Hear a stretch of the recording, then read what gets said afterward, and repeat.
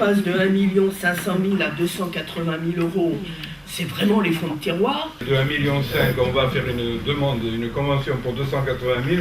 Je ne suis pas certain de ne pas m'abstenir de cette décision, n'étant pas de ceux qui se contentent de l'aumône. Donc la lettre ouverte pour dénoncer l'inconséquence de la ministre. C'est une bien mauvaise nouvelle qui attendait lundi les élus du Cibarval réunis en conseil. Après plus d'1 an de travail qui avait vu le territoire lauréat de l'appel à projet Territoire à énergie positive, le ministère de l'Environnement fait marche arrière.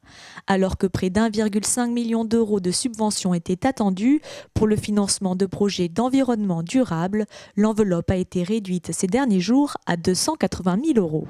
C'est un conseil syndical un peu particulier que nous avons tenu effectivement, d'abord avec le débat d'orientation budgétaire, mais effectivement nous avons appris une très mauvaise nouvelle émanant du ministère de l'Environnement et de l'Écologie, qui après s'est engagé sur 1,5 million de subventions sur notre territoire et nous avoir fait beaucoup travailler, nous dit finalement non, vous n'aurez que 280 000 euros.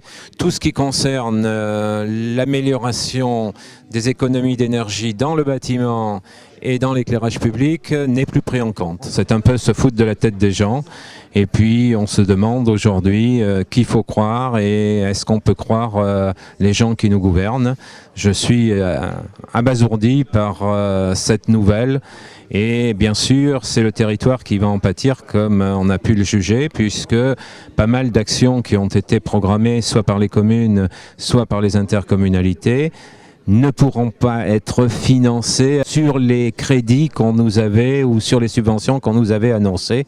Bon, on nous annonce peut-être une autre voie possible avec les certificats d'économie d'énergie, mais on est toujours dans le flou. Ma réaction première, ça a été d'avoir une réaction vis-à-vis de la ministre et de lui faire un courrier. Ce courrier, je l'ai préparé, je vais le revoir maintenant, mais on va faire une lettre ouverte de façon à ce que nos territoires et nos habitants soient informés de la position du Cibarval et du ministère qui se désengage, bien sûr.